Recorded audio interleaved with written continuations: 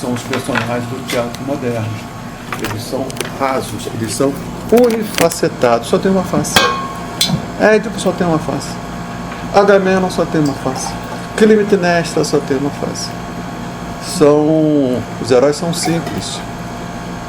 Daí a sua força, certo? Portanto, eles não são personagens ao modo do teatro burguês. Sendo são que masculinos e femininos? isso também? é porque no teatro burguês o herói é problemático, é complexo, ele é habitado por muitas vozes. De certa maneira, é o conflito interior, não é? Portanto, o herói moderno ele é multifacetado. O herói grego não. Édipo é só uma questão. Aquele que quer se livrar do destino. Só isso. Por isso ele é profundo. Por isso ele é intenso. Tá certo? Muito bem. A gente vai ver que na peça Orestia, de Ésquilo, os protagonistas da cena, da ação, protagonista é o nome grego. Todos os nomes associados ao teatro que nós temos hoje são nomes gregos. Cenário, orquestra, protagonista, antagonista, coro, tá certo? Porque o teatro foi fundado lá, né? Muito bem. Então, os protagonistas são deuses. São os deuses. Nós podemos dizer que nessa Orestia, o protagonista é Apolo e cujo antagonista, o que se antepõe a Apolo, são as Eríneas, as deusas noturnas, tá certo? E quem vai resolver esse conflito é uma outra deusa, Atena, ou Palas Atenas, ou, na tradição romana, Minerva, tá certo? Então a peça é isso.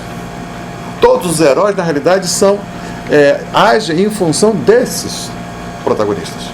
São uma espécie de marionete.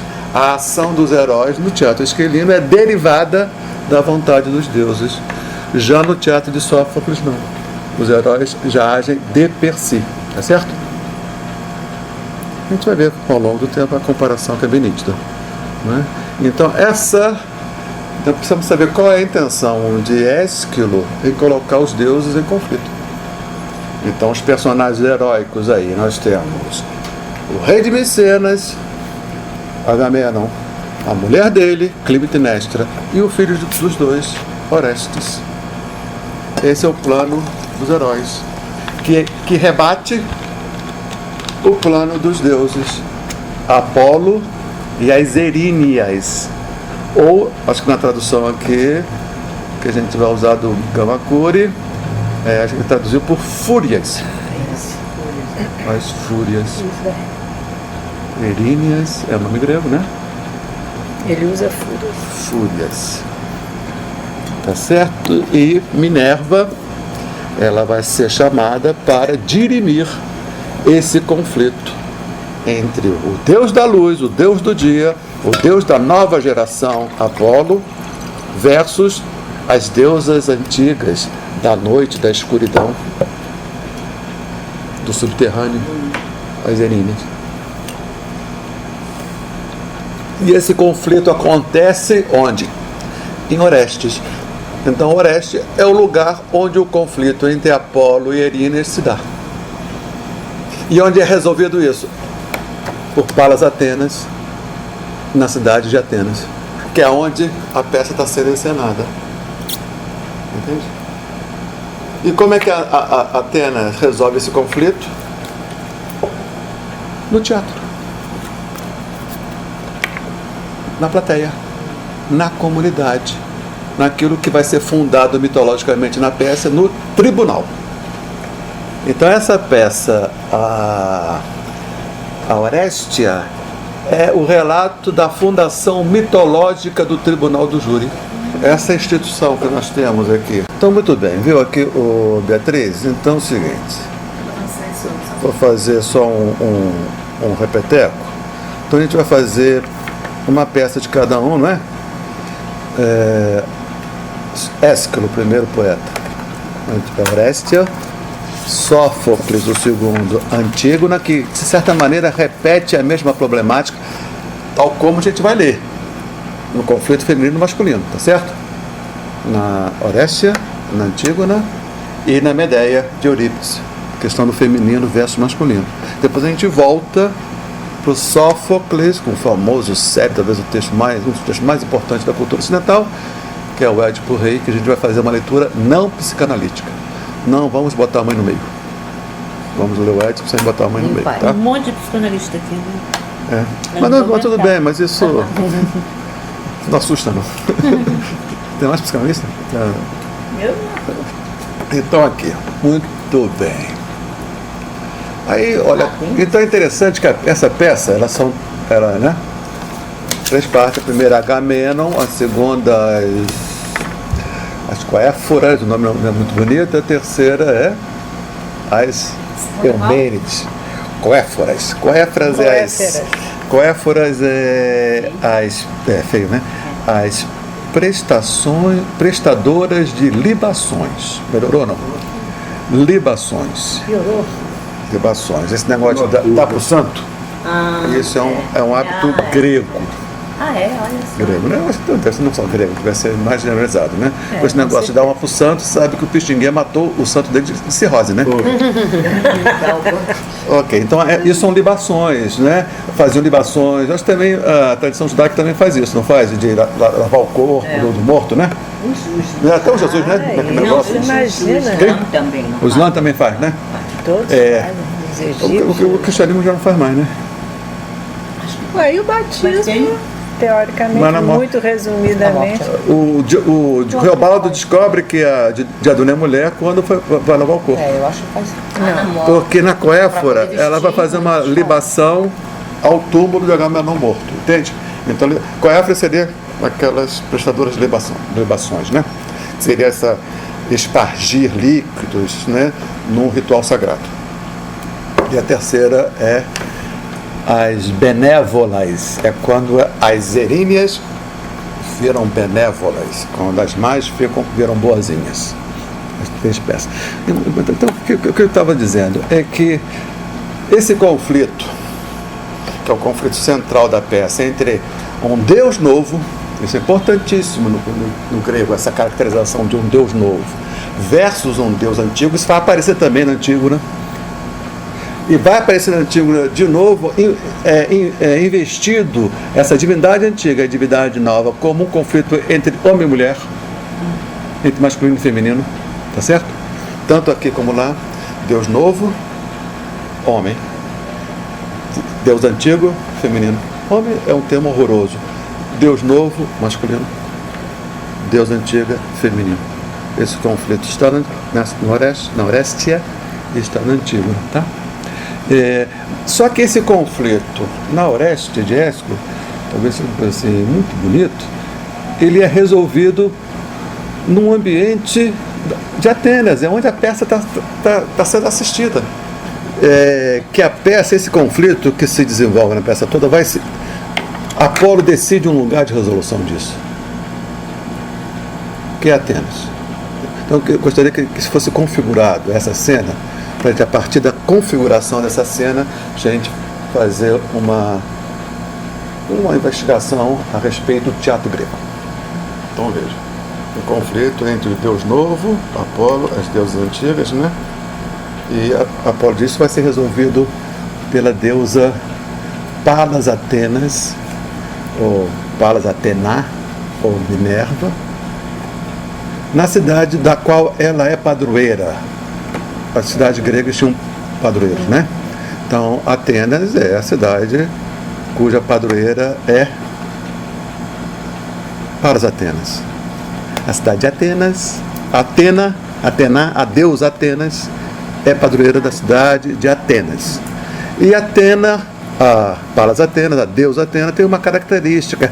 Ela é só filha de homens. Isso vai ser muito importante no enredo, porque ela nasceu da cabeça, ela nasceu armada. Não tem aquela imagem famosa? Ela já nasce armada, pronta para a luta, da cabeça do seu pai Zeus. Né? São todas imagens fortíssimas. Ela nasce armada da cabeça de Zeus. Né? E ela é a deusa da inteligência, né? A patrona. Né? Então, é nessa cidade, né, onde vai ser dirimido, é assim, eu não vou dirimir essa questão. Eu vou convocar os cidadãos de Atenas. Então, na peça, quando ela fala para o tribunal, que passou a ser constituído aí nesse instante, ela está falando para o público da plateia. Entende? Por um recurso dramatúrgico do Ésquilo, muito bonito, ele transforma o que foi o júri na audiência. Porque ela fala assim para a plateia, tá certo? Então acho que isso é muito importante para a gente tentar entender qual é o sentido do teatro grego. Eu vou falar isso. O sentido do teatro grego. Mas lembrando uma coisa, que a gente vai ler essa peça com um olho no gato, outra na frigideira. Uma visão. Então a gente vai ver um olho na história grega, ou seja, buscando recursos na história grega para entender a peça, mas sobretudo também pensando esse texto como atemporal, ou seja, com um texto que não diz respeito apenas ao seu momento, mas a todos os momentos, por ser um texto clássico.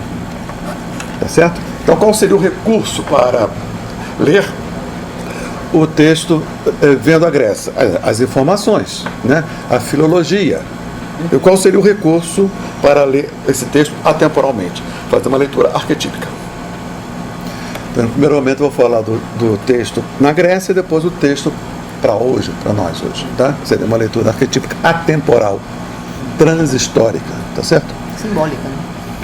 Ou não? Simbólico é o geral e arquetípico é o particular do simbólico. Você pode ser simbólico, não arquetípico, tá? Mas para ser arquetípico necessariamente é simbólico. Necessariamente. Mas é um simbólico mais específico. Né? Mas é mais específico. Tá? É um simbólico arquetípico. Ou seja, que ele lança mão de arquétipos, né?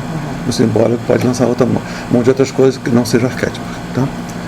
Muito bem. Viu?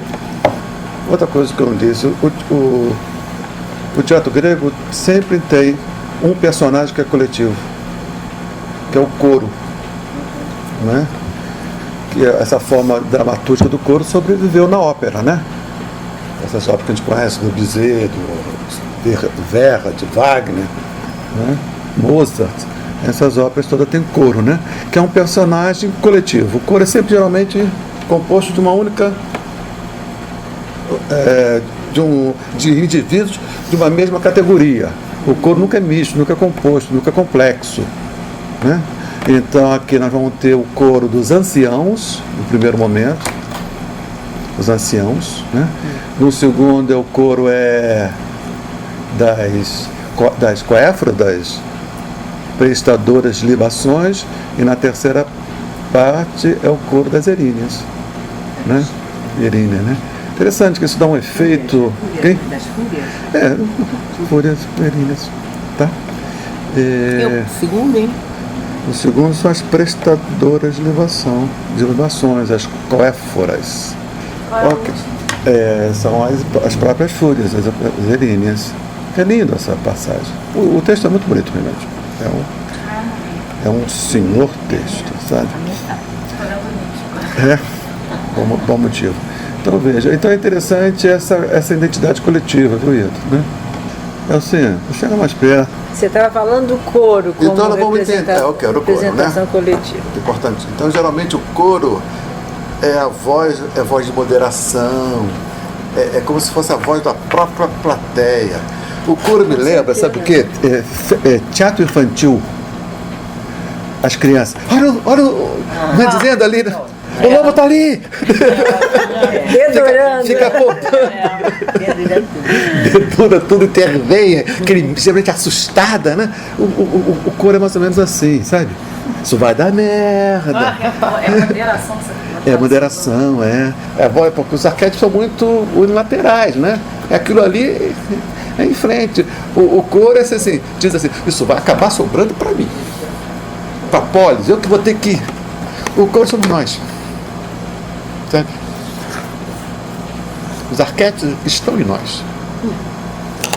O coro somos nós, que temos que nos haver. Sim, a gente vai ver na prática, né? Falar a teoria, antecipar sem ver na prática, né? Melhorou um pouquinho, né? É. Ok, gente. Então, muito bem, viu assim?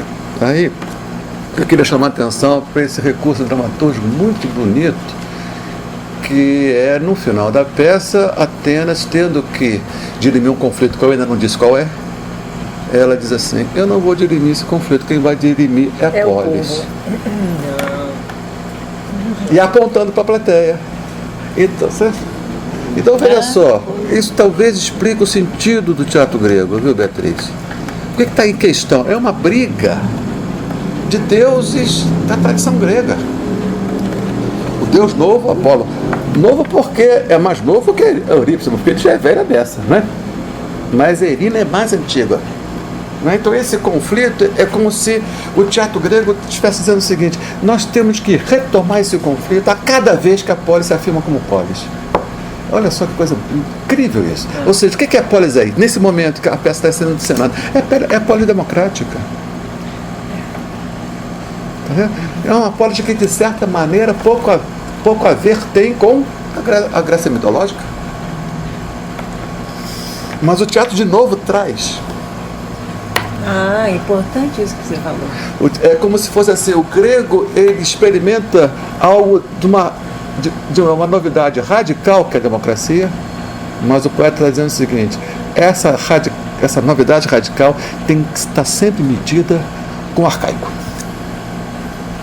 Talvez isso dê o sentido do teatro grego. Isso é muito interessante. Entendeu, Beatriz? Não. Vamos lá. Ok, só vou deixar essa frase e vamos voltar aqui. O que o Ésquilo? O Ésquilo é um contemporâneo já de um processo avançado de democratização, tá certo? Isso é que eu queria perguntar, porque tinha o Solon, que época foi esse ditador lá? Esse imperador ditatorial? Não é imperador. Como é que ele tinha liberdade de ter um teatro tão livre de expressão? Como é que Porque o ditador não é como os nossos ditadores. Inclusive o termo não é ditador, o termo é tiranos, que é o nome grego, tiranos, não é? Que essa palavra, como muitas palavras do contexto grego depois vem para a gente, tirano hoje é claramente marcada por sentido negativo. Na Grécia ainda não, apesar de ter uma luta política muito grande que vai prestando conteúdo negativo a essa palavra, porque é uma palavra sofista, que é uma palavra extremamente valorizada. É Platão que vai fazer num jogo de disputa de narrativa, vai desqualificar essa palavra que era qualificada, entende?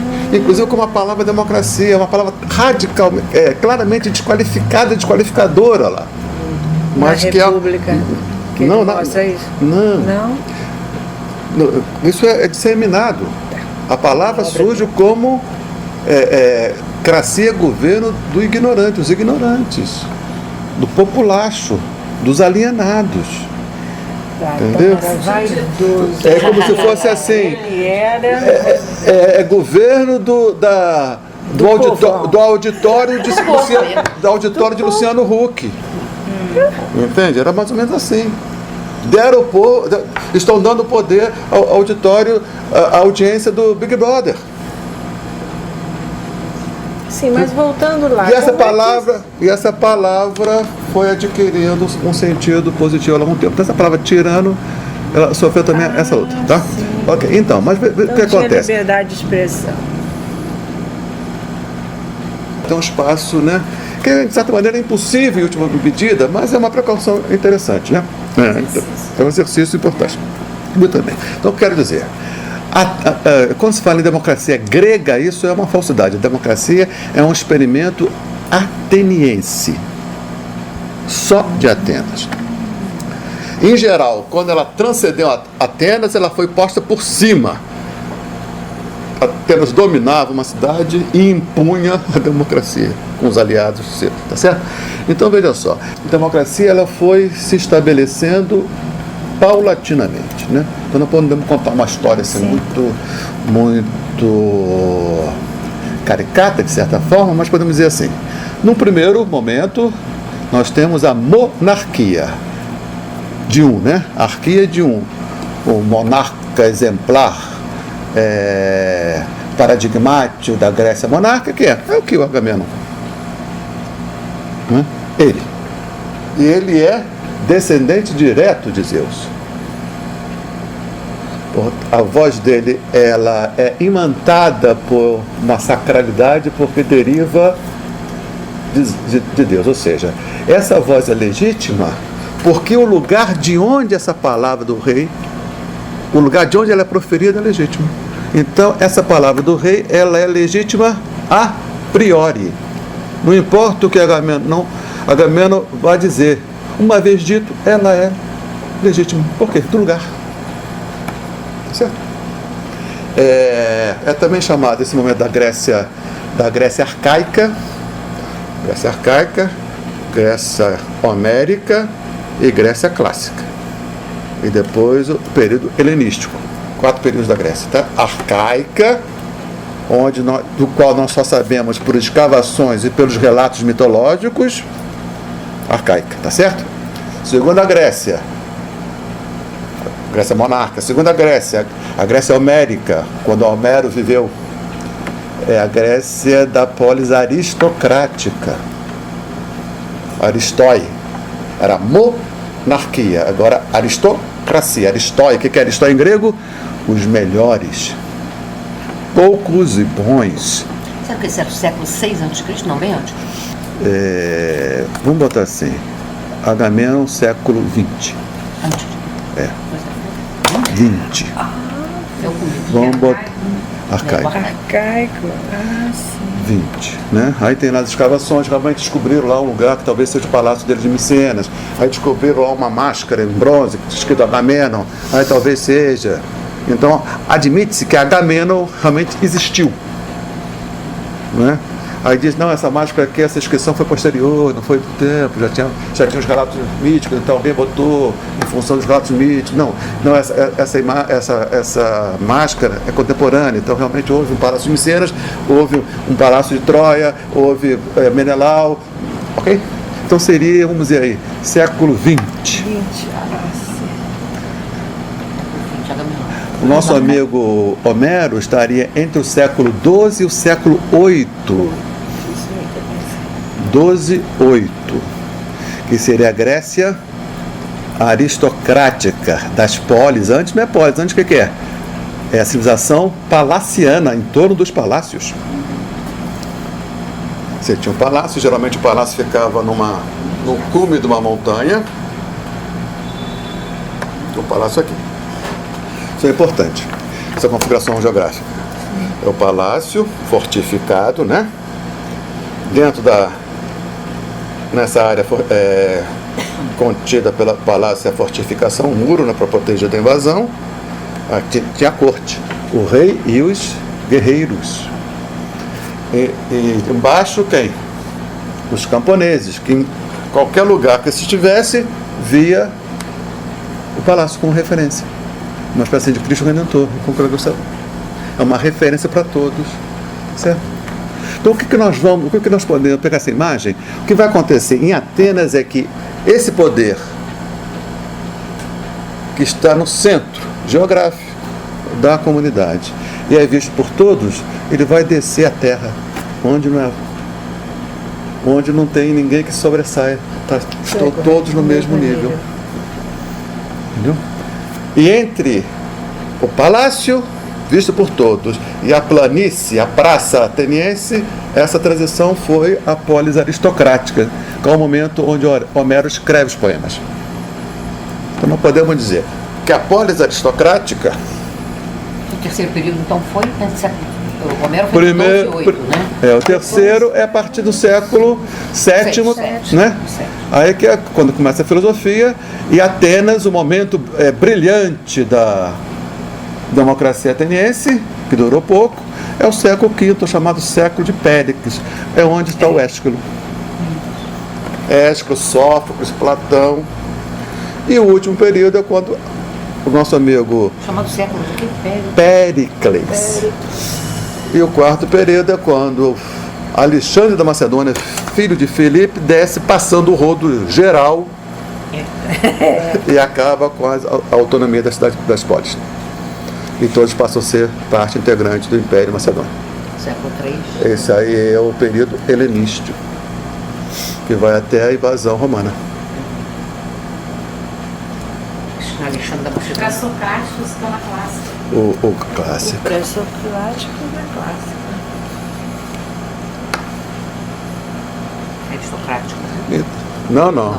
Já é? Já era a época Seis. da filosofia. Já é da filosofia, né? Olha, a clássica nem a clássica não significa democrática.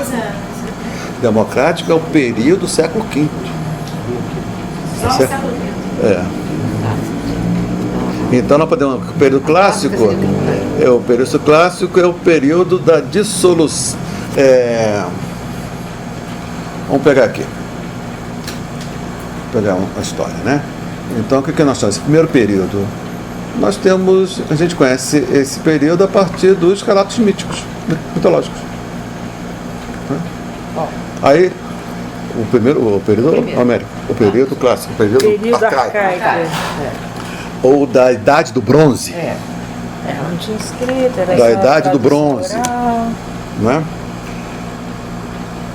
E de escavações. Então é um campo vastíssimo para especulação. Até que ponto nós podemos levar ao pé da letra os relatos míticos, não é? Aí tem alguma corrente que fazem tais. Mas ali era claro o seguinte, que essa cultura grega era muito próximo da cultura lá de Creta, minoica, né? Palaciana. O palácio lá de Knossos, alguém já foi aqui, o palácio de Knossos, na ilha de Creta? Não, iremos esse ano. Esse ano. Quando se fez as escavações, Setembro. no século XIX, ficou-se espantado com o sistema de irrigação de esgoto de água canada, que na Europa só foi ter, ó. Outro cara. Felipe descobriu o quê? Nas As escavações do palácio lá do Minotauro, né? Ficou impressionado. Água encanada, esgoto.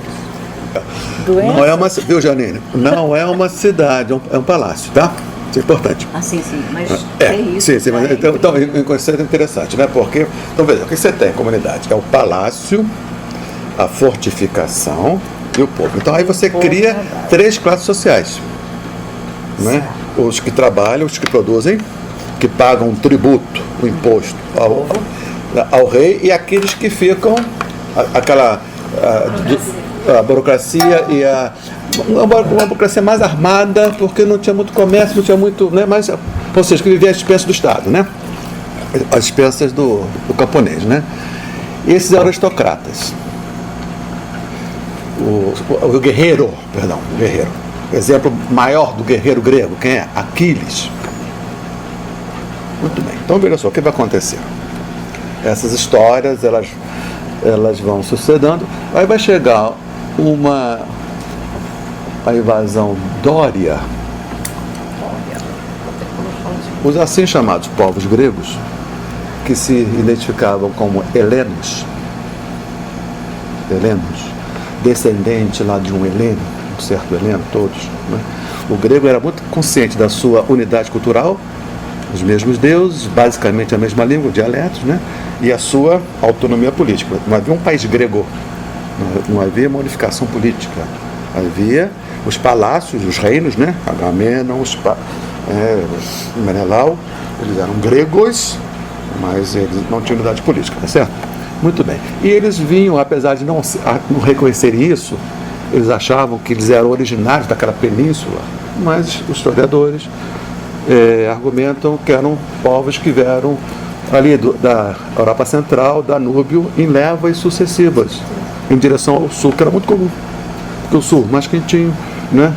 Você tem lá mais os peixes, o Mediterrâneo, que foi as comidas, as doenças. Muito bem. Já foi mapeado. Viu, Eugênio? Aí, uma última leva, os dórios, conhecidos pela violência, eles passaram o rodo, submetendo os povos que já estavam lá, transformados em escravos, e muitos fugiram. Então é chamado esse período onde da invasão dória, que os palácios são destruídos, não é? Até a cultura grega, o povo grego se rearticular em polis, esse período longuíssimo é chamado de a Idade Média Grega. Entendeu? Tem tudo isso. Né? Que é responsável pela diáspora. Aí vão fundar colônias no norte da África, colônias onde hoje é a Turquia, colônia no sul da Itália, a diáspora. Né? Espalhou. Né? E esses povos gregos em diáspora já vão se articular de uma outra forma, na forma da pode, não do palácio. O que faz sentido. Não é? Em diáspora, quem é o rei? Não tem rei. Não é? Tem os descendentes dos guerreiros. A aristocracia vai ser composta, então, pelos descendentes dos guerreiros. Tá certo?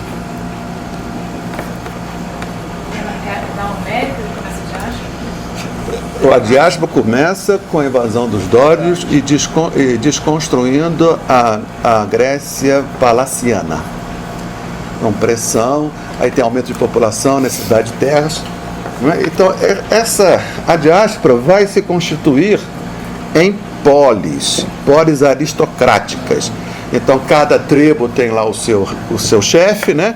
Então, o poder político é composto por esse colegiado dos chefes das tribos, aristocratas, que geralmente são, em última instância, descendentes lá do...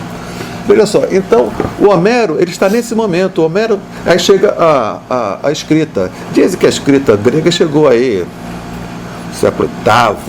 É uma escrita muito simples, diferentemente da escrita egípcia.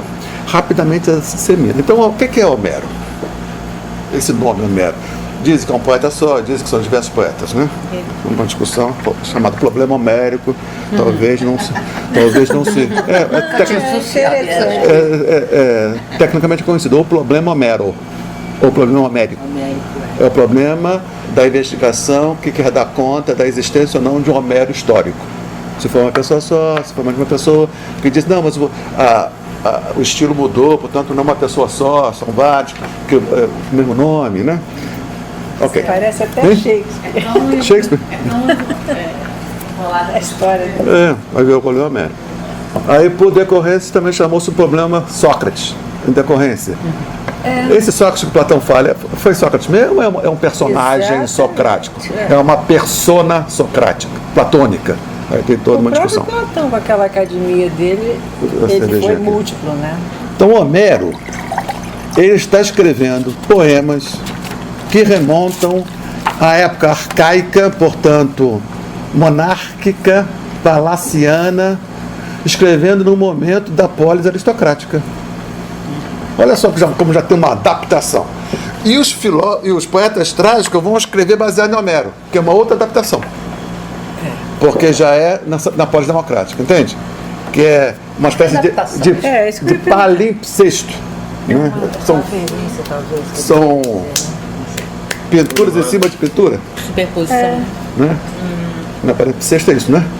Fazer um trabalho todo de tirar uma camada para não perder a seguinte, né? Então, nós podemos dizer que o texto do poeta trágico, apesar de falar dos mesmos personagens, nas mesmas histórias, ele já é uma terceira versão, tendo em vista o que é o Novo Mundo. Não é? Isso fica muito claro quando Atena, essa personagem esquiliana, se dirige para a plateia e diz assim: esse problema eu não vou resolver, resolvam vocês. Entende como é bonito, como é significativo isso? Em primeiro lugar, uma primeira hipótese, dizer, não temos mais nada a ver com o passado. Isso aqui é uma experiência radicalmente nova que não tem como se medir com o relato da Grécia tradicional. Mas não foi isso que foi feito. Talvez isso seria impensável. Duas coisas: negar o passado. Outra, não reconhecer a radicalidade da novidade do presente. Nós podemos dizer que o teatro grego é uma espécie de entrecruzamento dessas duas tensões. Sendo, então, quando o Ésquilo coloca em cena aqueles personagens, todo ateniense estava cansado de saber o fim da história. Não se tratava disso. Saber quem matou o Salomão é a Ala. o Odete Todo Reutemann. mundo já sabe. Entendeu? O enredo não é nem em busca dessa tensão, ele não se resolve, não é essa a tensão do relato. Porque as histórias são sobejamente conhecidas. Porque isso aí remonta a Homero, que por sua vez, o que ele fez, Homero? Numa sociedade já da polis aristocrática, ele vai colocar no papel, vai consagrar no papel aquilo que vinha pela tradição, pela transmissão oral de uma sociedade que já não existia mais. Então, veja só. Quem? Só ele. A partir dele. Não tinha escrito. Só a partir dele. Então, Homero é uma espécie de irmãos Grimm da Grécia. Os irmãos Grimm, Era uma vez. eles percorreram lá as vozinhas da Alemanha, né? Aí conta essa história, né? Então colocou no papel. Ao colocar no papel, já viram outra coisa, porque a partir daí, quando coloca no papel, você já condiciona o futuro. A tendência é cada vez mais não fazer mais remissão às vozinhas, e sim ao texto.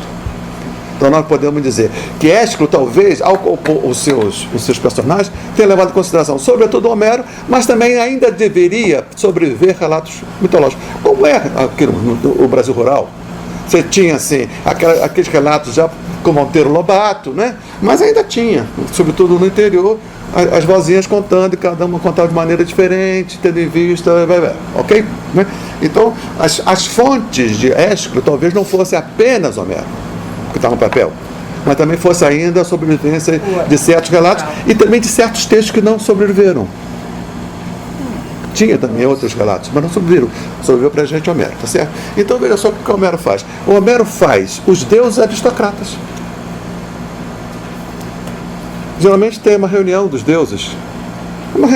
É uma típica reunião de aristocratas. De senhores aristocratas, entende? Há um adornamento aristocrático dos deuses gregos, tá certo? Muito bem. Então o que Homero faz? De certa maneira, ele adapta a tradição ao seu momento atual de uma sociedade aristocrática. E Ésquilo, Sófocles e Eurípides estão, de certa maneira, não adaptando, mas fazendo com que contraste a tradição com a democracia. O que é a democracia? É o governo posto pelo homem. E o que os mitos gregos dizem? Os deuses põem os homens. Os deuses põem os homens, põem o seu destino. Democracia, o que diz a democracia? Nós pomos a nossa própria legislação. Evidentemente que há uma tensão entre o experimento democrático e a tradição grega. Com certeza. Certo? Isso é grávido de muitas consequências. É como se o poeta atrás estivesse percebendo que nós estamos tirando, ao instaurar o regime democrático, estamos tirando o diabinho da garrafa. E depois que ele sai para botar de novo. Uma das índoles mais claras do mito grego é o conflito entre a expressão mortal dos homens e a expressão imortal dos deuses. O que se estabelece aí, talvez a transgressão mais importante, que seria o crime de hybris. H-Y-B-R-I-S. Hybris. Híbrido vem daí. O que é híbrido? Que comunga de duas naturezas. Então é como se houvesse, isso é muito claro no Édipo, como se houvesse assim, no ser humano, um impulso à recusa ou à rebeldia contra a nossa dimensão finita. Do que é a dimensão finita? Temporalidade, morte, dor. E ao mesmo tempo uma rebeldia que diz assim, não devia ser assim, e uma cobiça do divino. Essa cobiça do divino pelo humano, isso é radicalmente reprovado na mitologia grega. Os deuses gregos estão sempre advertindo, não dê esse passo. Conheça-te a ti mesmo. O que significa dizer? Conheça-te enquanto finito.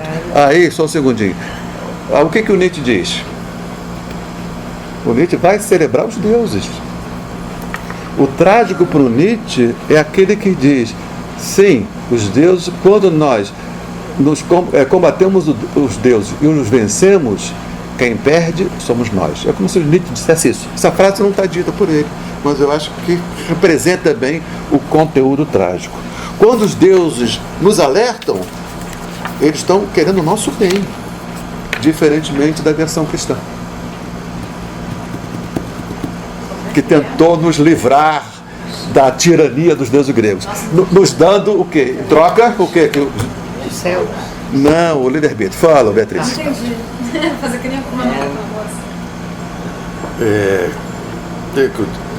Se a gente pudesse assim resumir. Isso é bonito, cara. Para a gente poder entender o significado político, quando Atena diz assim, eu não vou segurar essa bronca não, cara. Isso é com vocês. Instaura o tribunal do júri. Pô, veja só o que é isso, tribunal do júri. São os homens decidindo. Não havia essa instância. Havia Agamenon decidindo, havia os deuses decidindo, havia os aristocratas decidindo. Agora ela fala assim, ó, vocês. Mas é como se ela tivesse ao mesmo tempo dizendo, mas a sua decisão tem que estar dentro de um certo limite, dado pela tradição. Dado pela? Tradição. Né? Tradição. Não pela condição mortal. Olha, esse tema vai estar presente nas 4 peças que a gente vai ler. Eu até diria assim, muito da nossa maladia, da nossa doença, é porque nós não temos mais Deus com os quais nos confrontar. Entendeu? O Deus, lembrando assim, a imagem que eu faço do frescobol. O Deus grego é do frescobol. Não é do tênis. Que a gente chama ele para um cantinho, que ele chama a gente para um cantinho para nos ardilosamente acabar com o jogo. É aquele do frescobol que cada vez exige mais força de mim, por isso que eu não posso vencê-lo. Porque eu posso combatê-lo, mas ao vencê-lo eu interrompo o jogo. Eu vou me confrontar com o que mais? Então Nietzsche, assim, aí, vamos pegar. Nós recebemos, nós, ocidentais, modernos, recebemos a cultura grega pela intermediação do cristianismo. Concorda comigo? Não é isso? Claro. Não, o mundo cristão, o mundo ocidental, não é? Por esse filtro. E o cristianismo se apresenta como aquele que nos libertou dessa tirania dos deuses, que nos impunham, coitado do Édipo, que impôs um destino, coitado do Édipo, não sabia que era o pai dele, não sabia que era a mãe dele, é um destino, né? Esses deuses tiranizadores que não gostam dos homens, contra um Deus que nos ama e que em contrapartida nos deu o quê? O livre-arbítrio. Não é sedutor. Ou você tem um livre-arbítrio ou você tem um destino determinado pelos deuses. O que você quer? Hoje eu diria, eu quero um destino determinado pelos deuses. Hoje, aos 62 anos. Mas talvez há 20 anos atrás, ou 30, eu diria não, eu quero o livre-arbítrio. Mas aí o livre-arbítrio é um pacote completo. Ele vem com o quê? Com a culpa. Aí vem assim, a pessoa fez um câncer. A pessoa fez um câncer. Você soube que o fulano foi atropelado? Também, né, do jeito. A pessoa é responsável porque foi atropelado, porque fez um câncer. É o livre-arbítrio, não tem destino. Então, muito bem. Então, o Nietzsche, ele vai tentar ele recebe a cultura grega já num cansaço, num esgotamento da transmissão cristã. É como se a transmissão cristã já tivesse os egeiros, né? Mas quanto mais, nem de olhar, nem de ver, nem de sentir o cheiro, quanto mais. Mesmo aquele que não via, não aguento mais. Você está, né? Todo mundo fala, ok? Então, assim, é como se o Nietzsche fosse, quando ele fala que Deus está morto, é isso, assim, nós não conseguimos mais suportar. Mas aí o cristianismo tem essa carga, a culpa está ligada à ideia de livre-arbítrio? Que você erra por palavras, por pensamento e por omissão.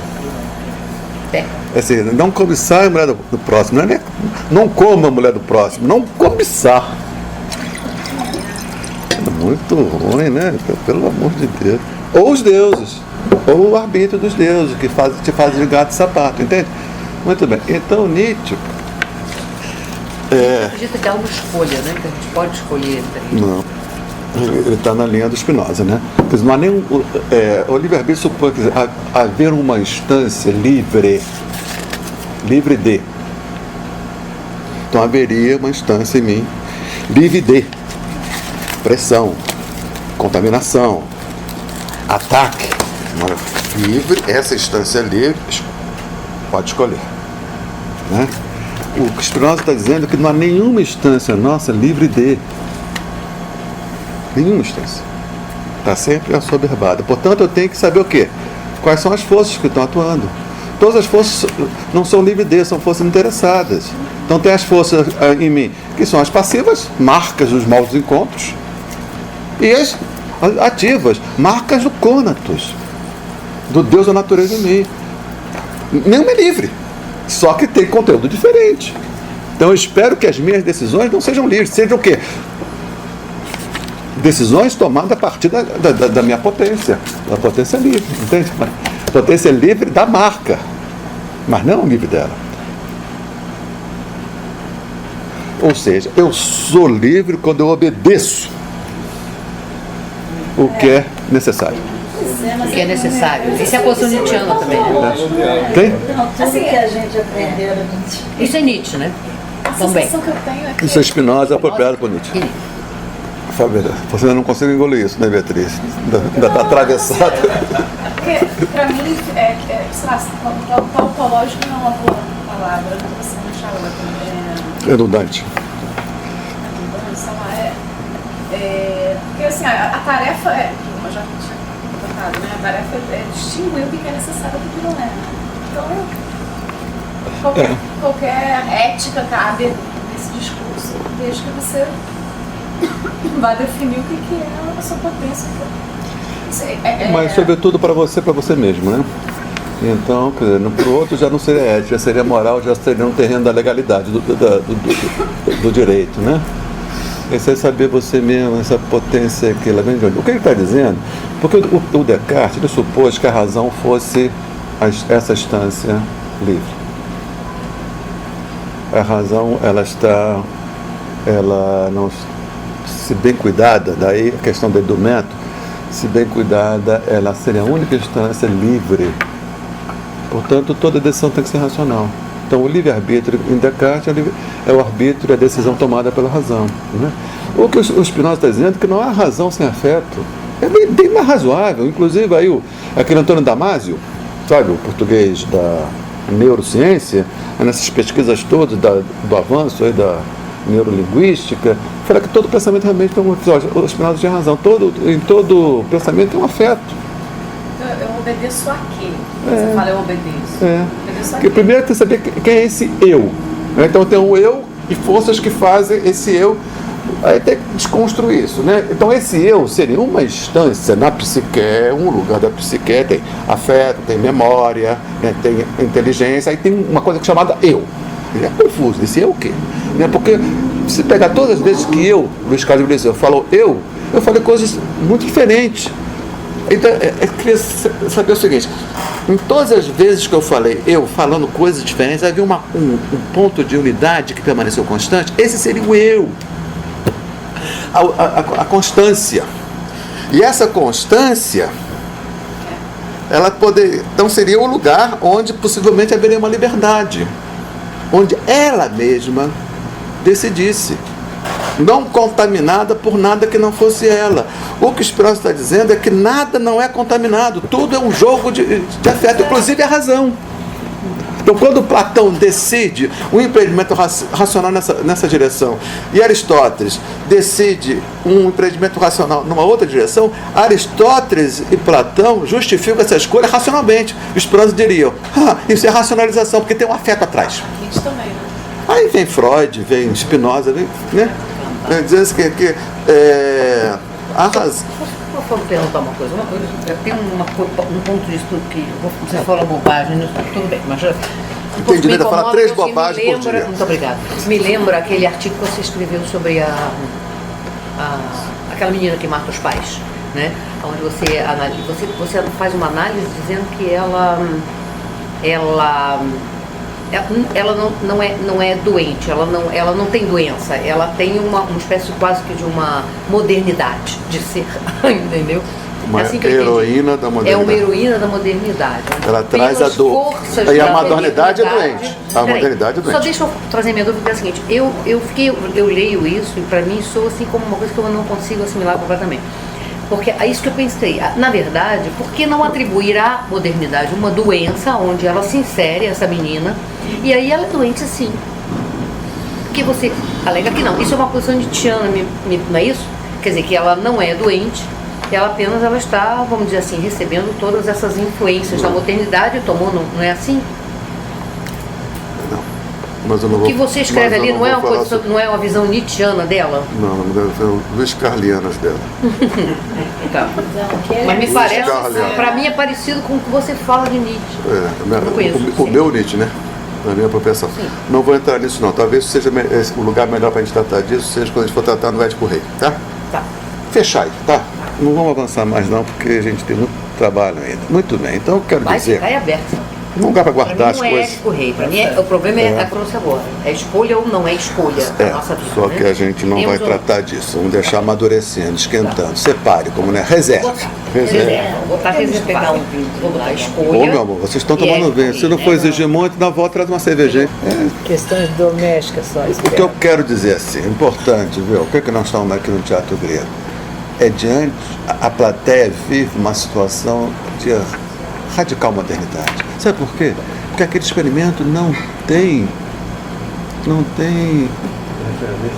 referência nenhuma. Você imagina o que é isso?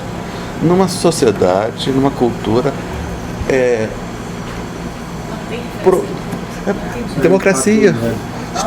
Estão fazendo um experimento político sem precedentes. Sem precedentes. Numa sociedade que é muito ciosa da sua, como todas as sociedades nessa época, são ciosas da sua tradição, porque eles são a sua tradição.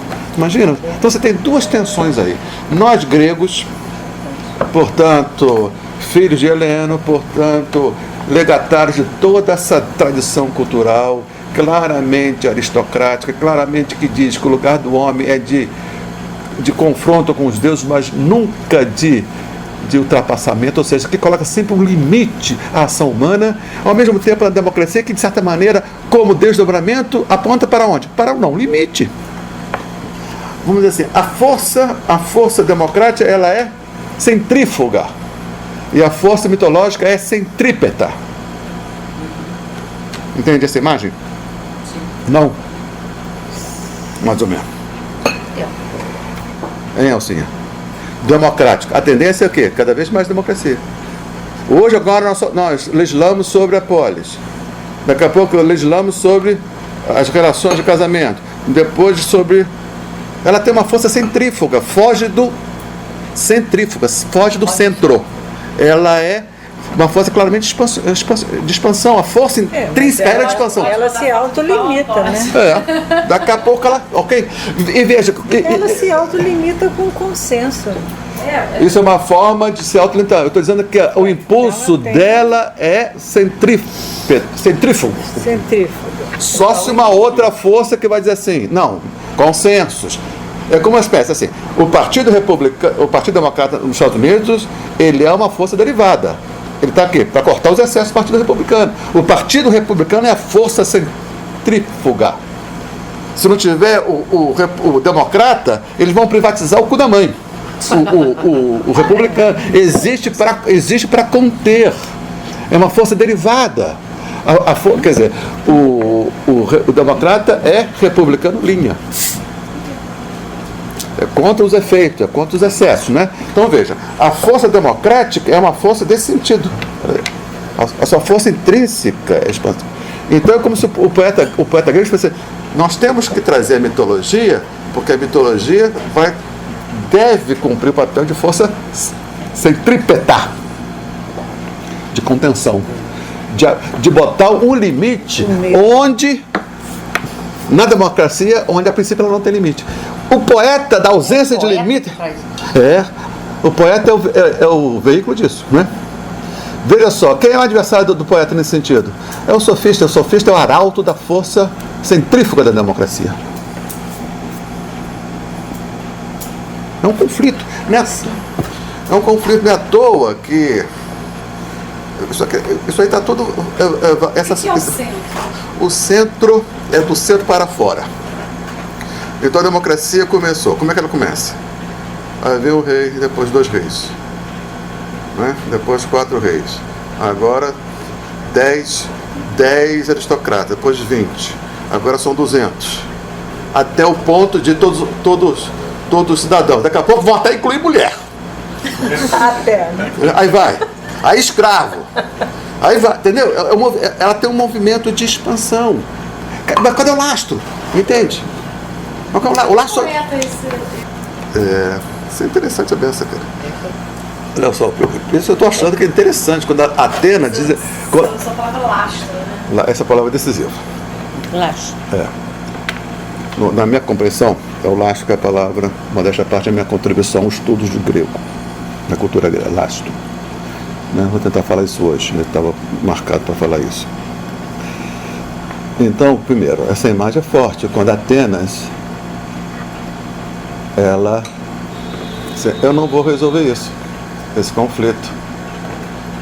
Porque, veja só, um conflito entre Apolo e Erinhas, um conflito entre brancos devia ser resolvido entre brancos, né? Isso é coisa dos deuses, você resolve.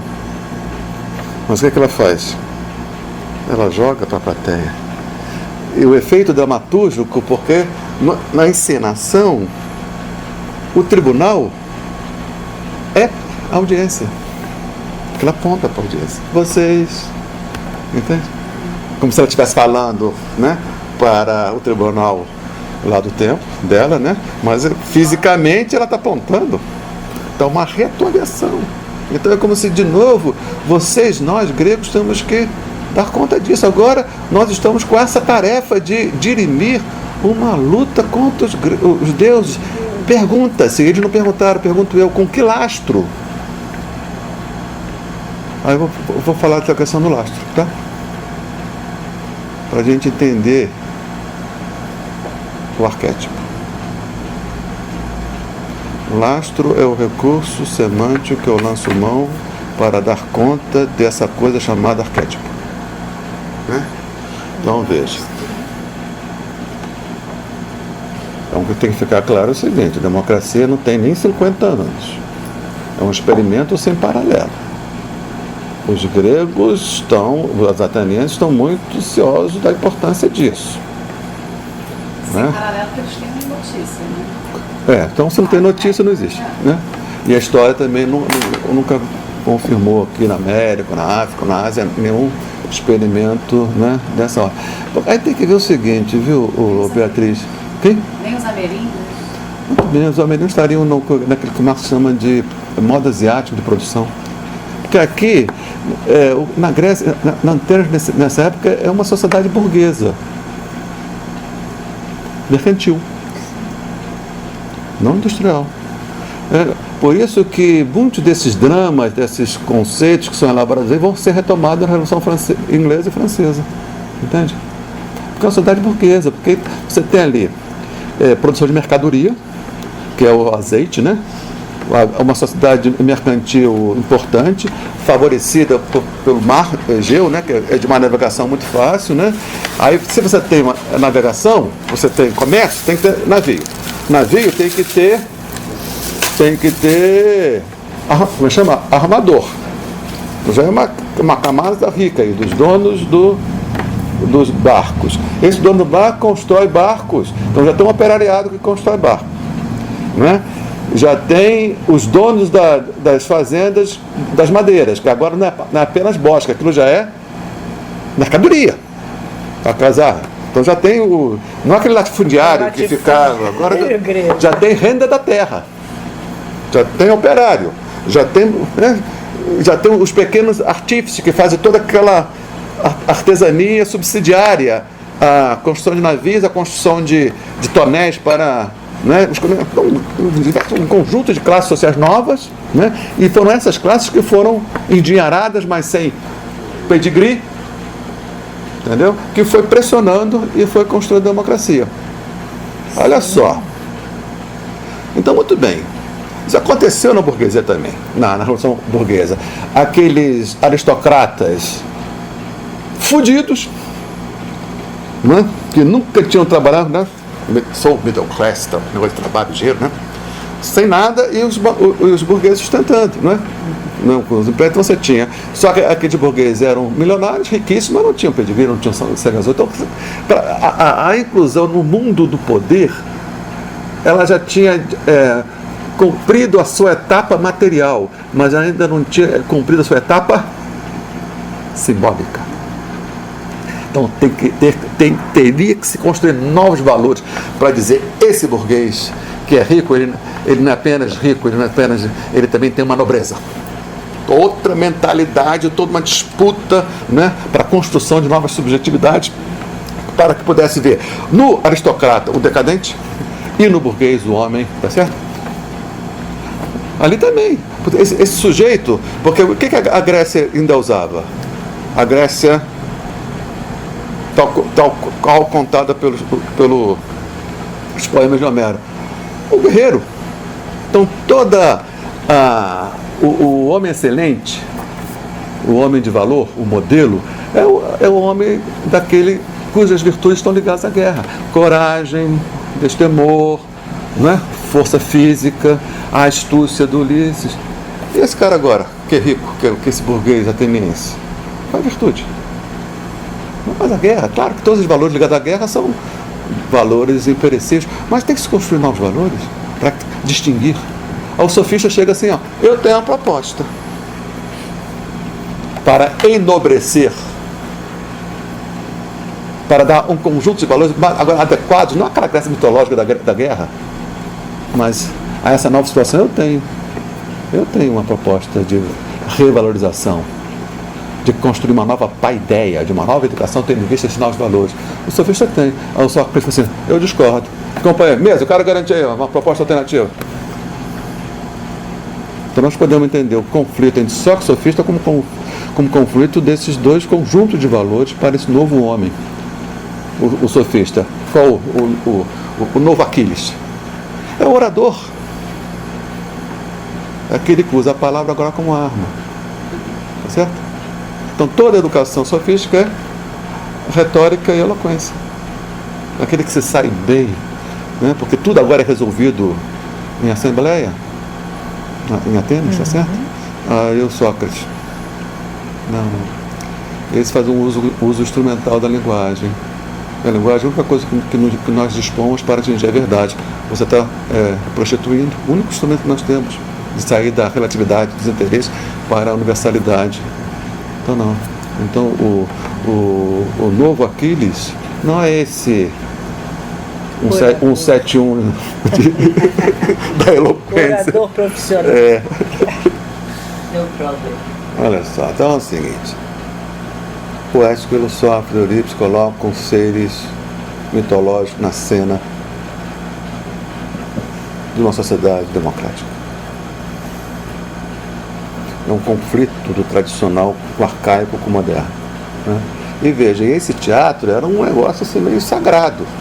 E tinha um ticket, teatro. É mesmo? Era um ato político. Era pago para... Era pago, mas aí quem não tinha dinheiro tinha lá um ticket, um vale teatro. Né? Quer dizer, de qualquer jeito, essa plateia, que era a população, já estava, de certa forma, organizada politicamente para que o autor da peça fizesse essa provocação. Ele não fez sozinho. Não foi uma... Como ninguém faz sozinho, né, Janina? Ele tinha já um respaldo da vida da claro, cidade, com essa composição de classes, para que houvesse uma tradução num texto teatral. E tinha o seguinte, tinha a figura do...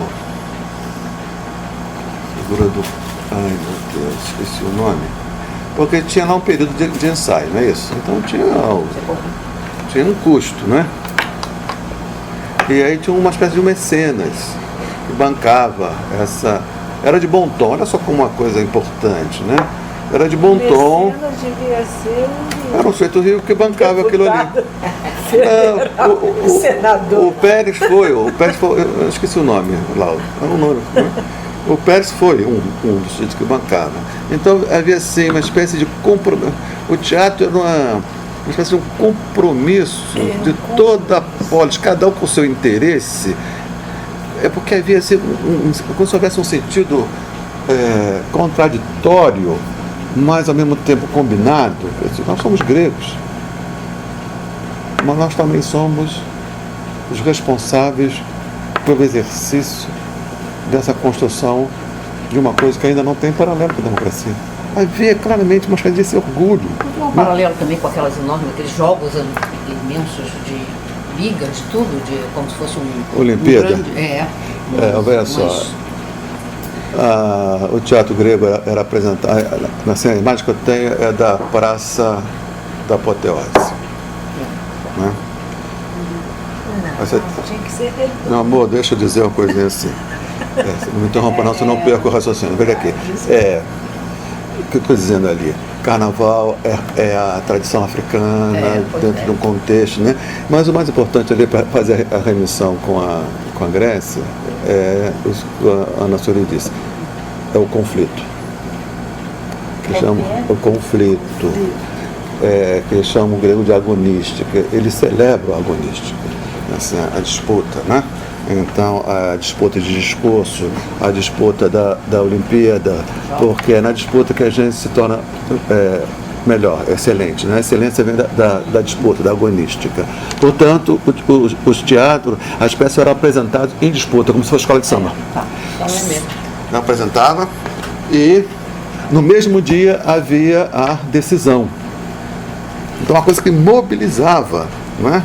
Mobilizava não apenas a audiência, mas uma espécie de disputa entre os poetas. Esse texto do Platão, chamado Banquete, é a festa de comemoração da vitória de um poeta. Muito massa. O sujeito ganhou, aí houve a comemoração no dia. A muita bebida, o Sócrates, que era um meio... Aristófanes. Não. Aristófanes foi um comediógrafo, né? Então ganhou um personagem de Platão chamado Ágaton, que talvez não tenha existido, né? Então, conta a história. No dia da apresentação ele ganhou e fez uma comemoração ali mesmo, com os atores, com o público, e uma festa assim muito desregrada, e o Sócrates levou para casa e tal. E no dia seguinte houve uma comemoração indoors, que é o dia onde Platão descreve no banquete, tá certo? Que era um ambiente assim, mais propício para Sócrates. Então nós podemos dizer que houve duas festas, uma dionisíaca no dia que Sócrates não compareceu, e uma apolínea, que foi, né, onde tem o banquete, tá certo? Então muito bem, então respondendo você, havia disputa. Ok, então vamos pegar aqui. Então esse texto do Sófocles, do teatro grego, faz esse confronto de uma sociedade tradicional, os elementos de uma sociedade tradicional sendo confrontada com uma situação democrática, não é? Onde o ser humano é cada vez mais chamado a decidir sobre atribuições cada vez maiores. Não é? E isso é, no limite, radicalmente contra a ideologia subjacente ao mito, que sempre colocava o homem num lugar limitado pela ação dos deuses, está certo? Então havia aí um iminente confronto, né? Então quando Palas Atenas diz assim, vocês que vão decidir, é como se ela estivesse também testando o alcance de qual seria uma palavra da moral cristã, o grau de soberbia do povo grego, tá certo? Muito bem, então agora vamos ver aqui. Esse é o teatro grego no seu contexto. Vou fazer só agora uma pequena digressão histórica para a gente saber como é que o teatro grego surgiu, não é? Dizem os historiadores que ele vem dos cultos a Dioniso, ou Dionísio. Né? Veja só, Dionísio era um deus, viu, Beatriz? É um deus originariamente grego. Isso é importante para a gente entender também. Então, quando as tribos gregas vieram do norte da África, da Europa, para a península, submete as populações locais, não é isso? E, de certa maneira, as religiões politeístas têm essa possibilidade, né, de fazer um amálgama, né? Se fosse uma religião monoteísta, um povo de religião monoteísta chegando num politeísta, passa o rodo, né? Mas como é politeísta que chega e um politeísta que está, certos deuses apagam, outros certos deuses são confundidos, assimilados com os deuses, né, dos invasores, e outros, como esse Dionísio, que não tinha uma referência grega, mas não foi possível eliminá-lo. Então, Da alegria. o deus Dionísio. Então isso é estranho. Então o grego não conseguiu nem eliminar nem conviver, porque ele era muito estranho ao panteão grego. Mas houve então um processo lentíssimo de assimilação desse estranho, até que esse estranho pudesse. O Nietzsche conta um pouco essa história no Nascimento da Tragédia. Ele fala assim: nascimento da tragédia a partir do espírito da música. Então havia uma coisa antes, música com o seu espírito, é esse espírito da música que vai constituir a tragédia. Tragédia o que é? Essas peças trágicas, né? Como é trágico, né? Então, qual seria a origem? Onde estaria a origem do teatro grego? No espírito da música, né? E a música presente nas celebrações de Dionísio, que na minha cabeça parece muito como candomblé, a dança, né?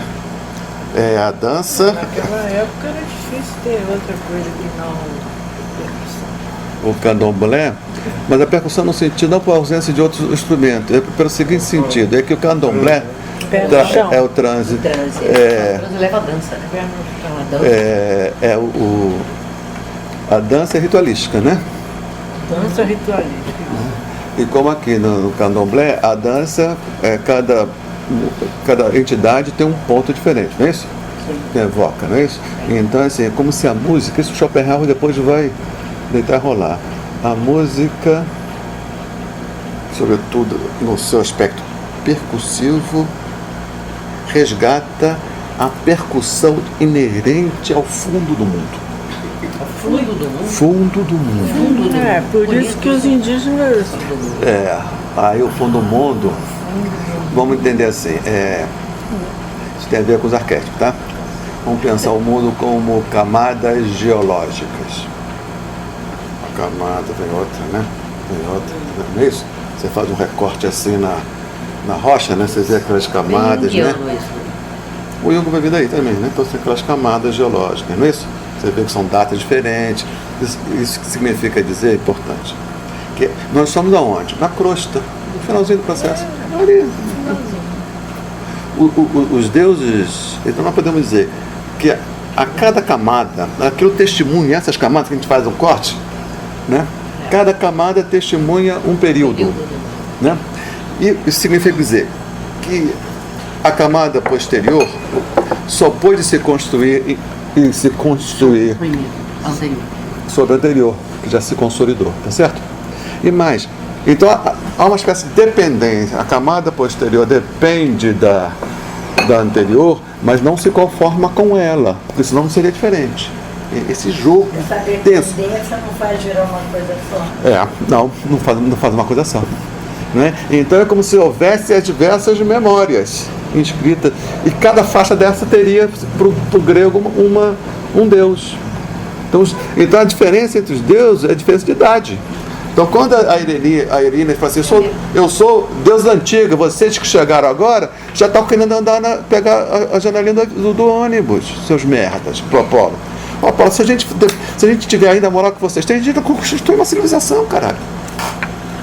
Entende? O drama, esse jogo, se é uma camada geológica, se você desconstitui essa camada, você tira essa camada, desaba o edifício.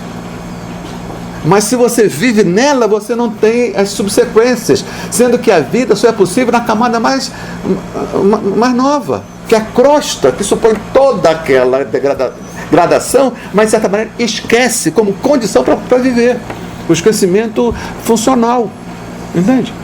Às vezes vem um terremoto, esse terremoto é para lembrar que tem coisa lá embaixo. Aí vem o tsunami, isso é para lembrar, isso é a voz dos deuses, é muito razoável isso.